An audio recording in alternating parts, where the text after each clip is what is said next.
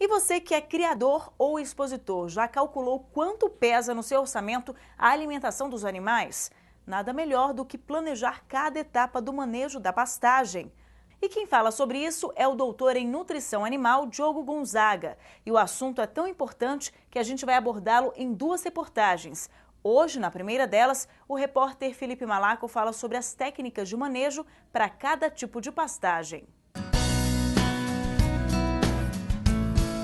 Você já parou para pensar sobre o que mais pesa no custo de um animal e, consequentemente, da sua tropa? E na hora de gastar é que a gente vê o quanto, o quanto é caro, né, manter um cavalo.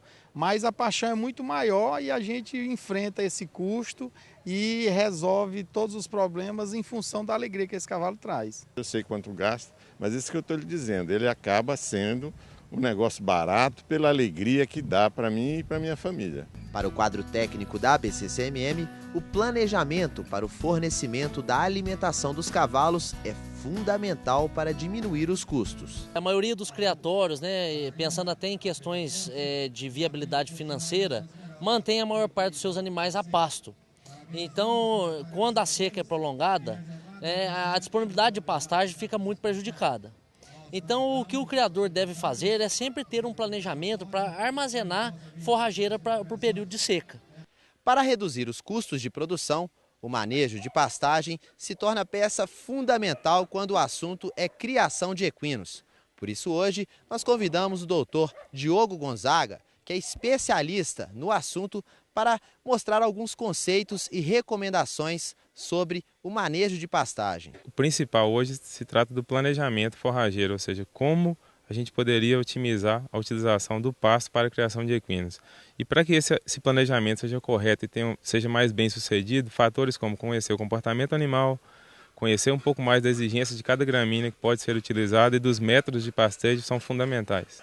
Vamos tentar mostrar aqui no Aras, na região metropolitana de Belo Horizonte, alguns destes conceitos e recomendações? Claro, vamos lá. Vamos lá então. Andando pelo pasto, a primeira observação: se a gramínea se adapta ao uso contínuo ou rotacionado dos animais. Doutor Diogo, nós estamos no meio de uma pastagem onde a gramínea que predomina é o capim-elefante. Esse capim, ele deve ser mantido em pasto contínuo ou rotacionado? Bom, Felipe, normalmente o capim-elefante não é a gramínea das mais utilizadas para pastejo direto com equinos. Mas pelo seu hábito de crescimento, como a gente pode observar aqui em touceiras, ou seja, ele cresce formando essas reboleiras de pasto e a gente tem espaços entre as touceiras que estão com o solo exposto. Esse tipo de capim normalmente se recomenda uma utilização nele num pastejo rotacionado. O que é um pastejo rotacionado?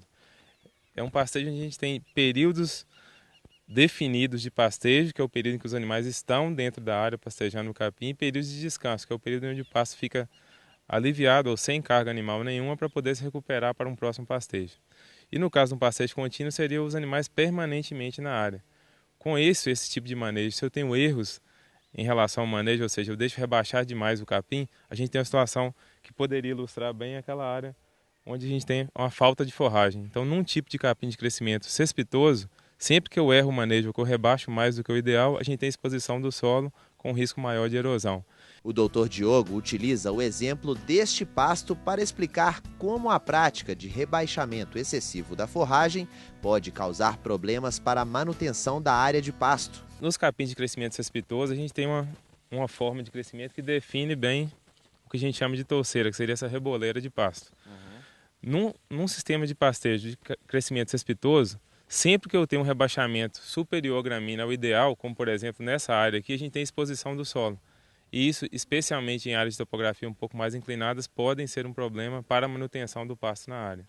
Doutor Diogo, o que é que vai definir o exato momento de entrada dos animais no pasto? Eu preciso estar preocupado com a manutenção do pasto, tanto em produtividade, mas também com a permanência da gramínea e também com o desempenho dos animais que estão pastejando. Então, achar esse ponto de equilíbrio do que é o ideal para o cavalo e o que é ideal para a gramínea é o grande desafio.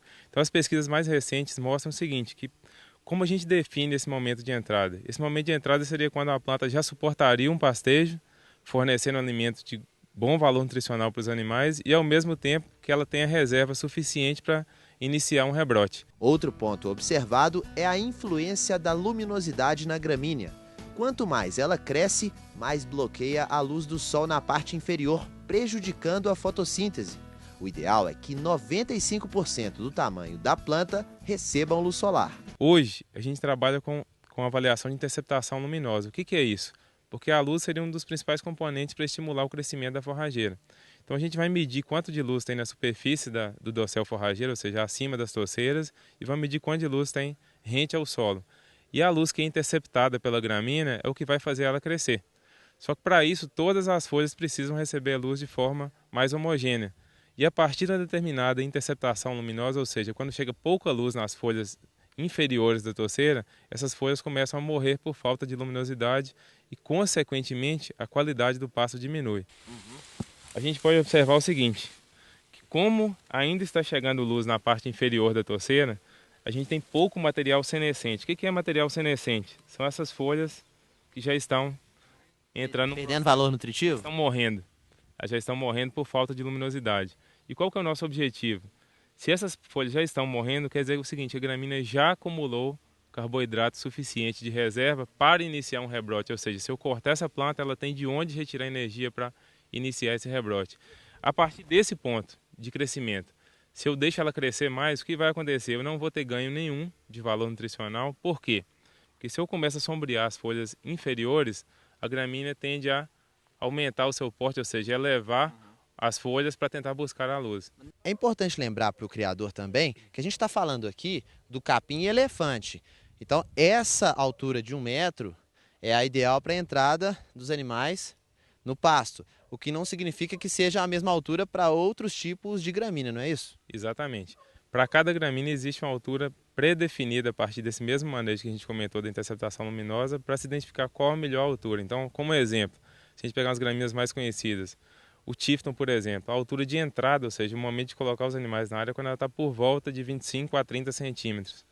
Se a gente pegar um capim Mombaça, por volta de 90 centímetros, um capim Tanzânia, por volta de 70 centímetros e assim por diante. Aqui é um outro exemplo onde a gramínea cresceu demais e aí acabou prejudicando ali o início ali do caule ali da gramínea. Explica pra gente.